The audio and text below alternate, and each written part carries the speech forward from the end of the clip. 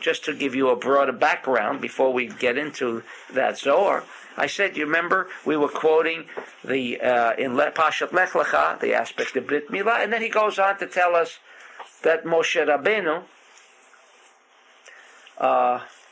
didn't perform it, because there is also the aspect of Brit Milah, and it was accomplished. The reason why Moshe Rabbeinu did not, because he knew the task that lied ahead, and that was, he was going to have to regain control and be master of the universe, of which at that time the Egyptians were in total control with their negative energy intelligence, total control of the entire human race, as the Zohar mentions, in that middle kingdom, and that everyone fell under the influence and dominion of the Egyptian. And before he could create any balance or any semblance of balance in this universe, placing it back into a par, he knew that he would have to confront the energy intelligence when it became manifested. This negative energy intelligence referred to as the Allah. Moshe just has to make a change.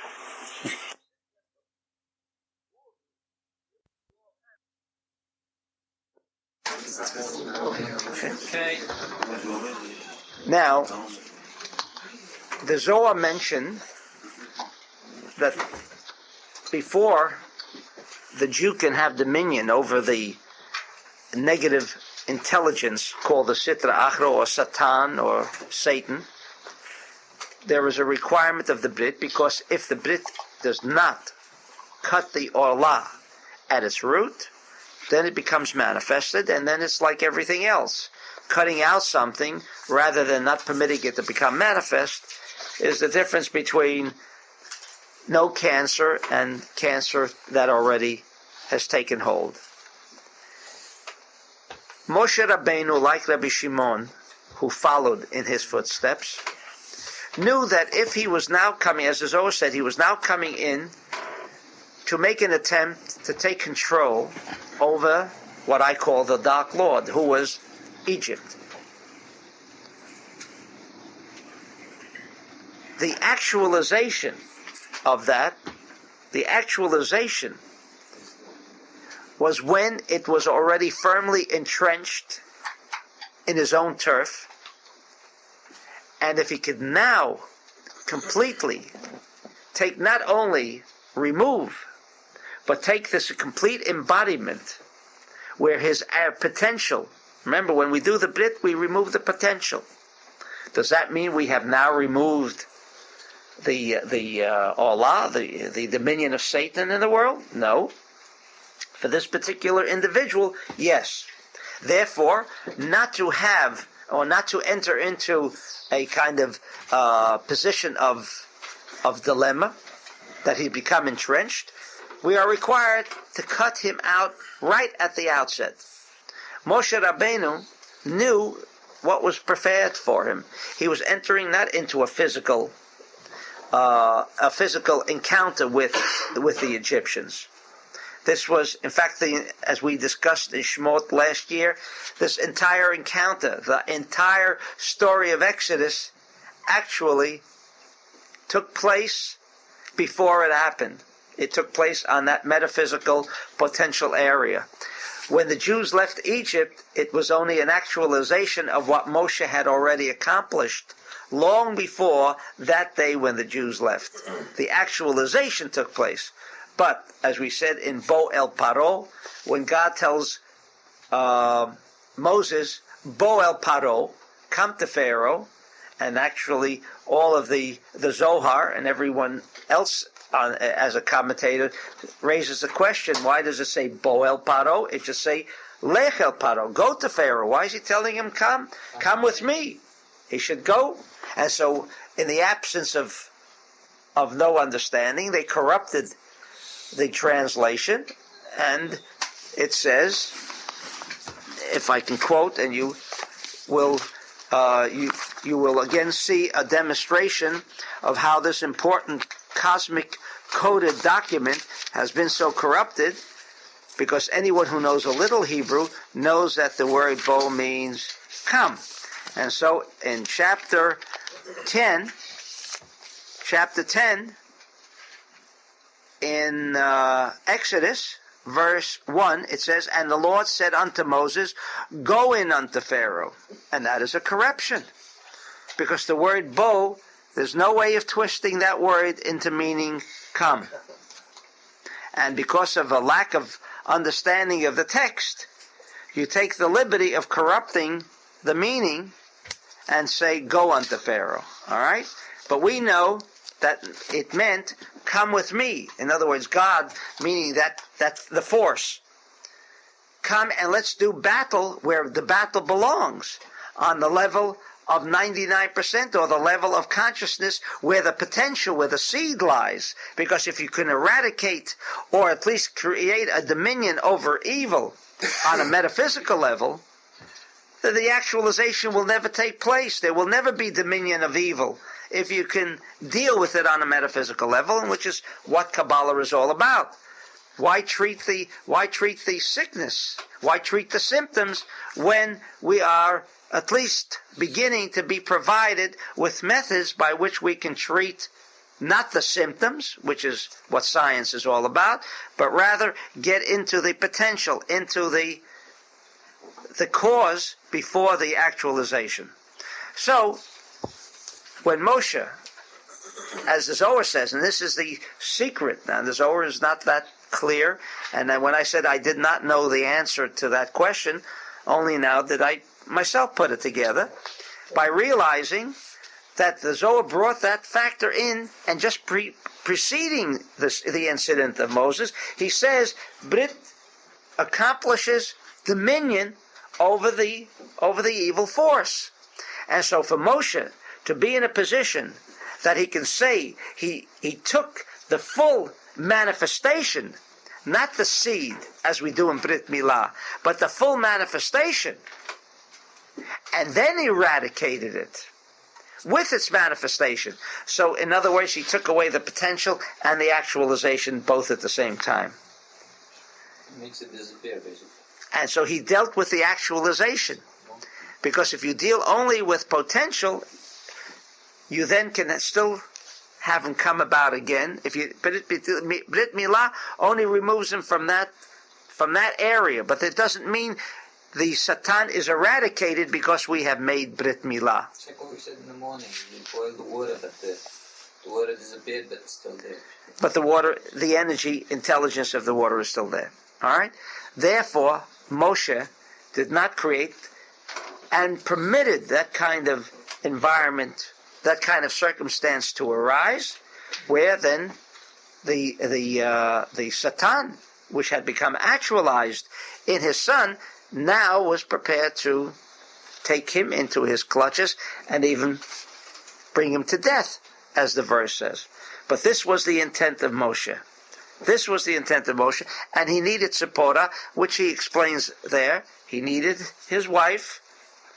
He needed his wife to perform the Malchut, to perform the actualization. Moshe performed it on that metaphysical level, but the actualization of removing that klipa, but the fact that she had done the Brit Milah at a later date, had it not been for Moshe, and that is the distinction I'm making between children whose Brit has been delayed, where it has become manifested. You would need someone like Moshe, or Moshe's teachings, if there are any, how you can eradicate the manifestation already and the actualization that has taken place where a Brit, where a circumcision has been delayed. That was the case of Moshe. It had been delayed, but there was with intent, so that it could become actualized, and then that actualization would be eradicated.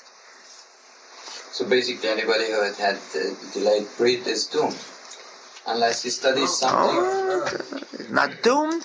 Now he has a problem. He is now more or less on the turf of Satan rather than... So why does it say that UK wanted to kill him? What's that? Does it say UK wanted to kill him for it? So it was a mistake. It was It well, precipitated the whole thing. That's right. That's right. What? In the verse, what Ben is asking, since we're delving into this aspect with great detail, it says,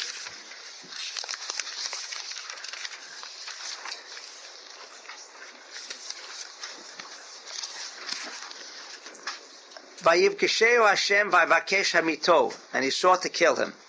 Now there you have the Yud K Vav K, the Tetragrammaton, right? Which is the force, right? The force was out to kill Moses. That's the question that Ben raised. Moses or his son? No, Moses himself. Sure. The son was incidental because Moses was recognized on another level. I mean, if he was being sent now to perform, and it was only Moses who performed the Exodus, it was not the Jews. The Jews just displayed a little removal of their negativity, but there wasn't anything real positive that the Jew did. In fact, how do we know that? Because the minute, that luxurious dinner of fish wasn't really suitable, he said, let's get back to Egypt where we can have a good meal of fish, right? If they haven't done their Pesach probably, how are we expected to do it?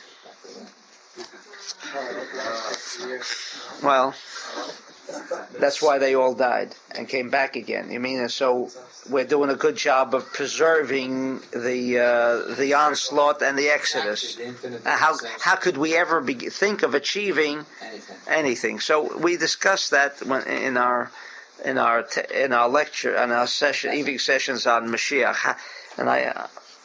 For all intents and purposes, if Rabbi Akiva couldn't do it, and Moshe couldn't do it, and all of the giant who's around here today to be in a position, to accomplish what previous giants, previous people of spiritual, metaphysical stature couldn't accomplish, how could we hope to?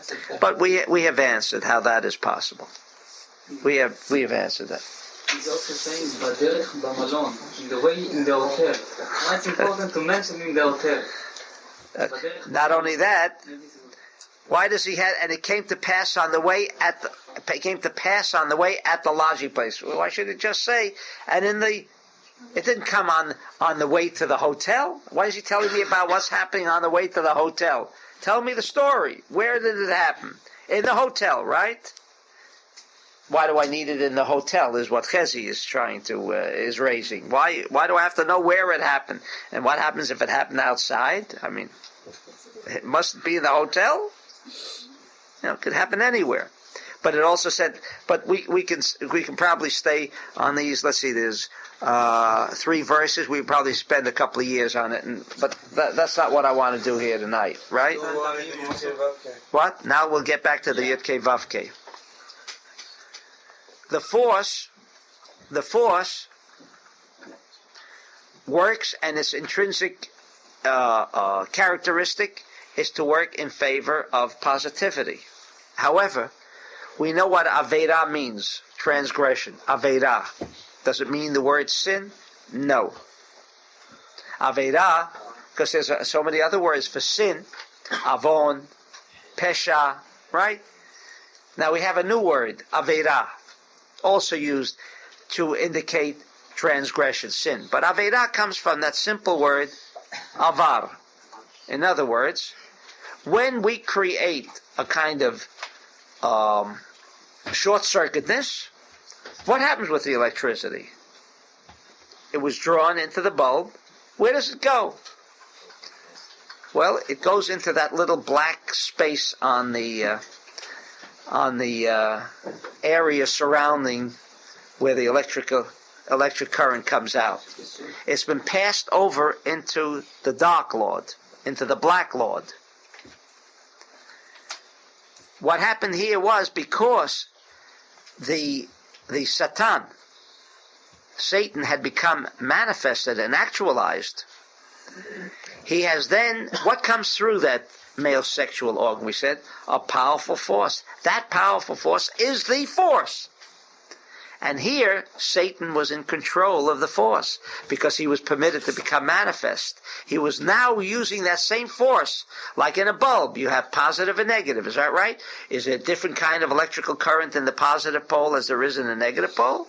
No. It's the same force. Same force that can operate in a positive way, and the same force that operates in a negative way. Is there any force in this world that is not governed by the force of Yud-Kei Vav-Kei? Nothing happens in this universe without the force.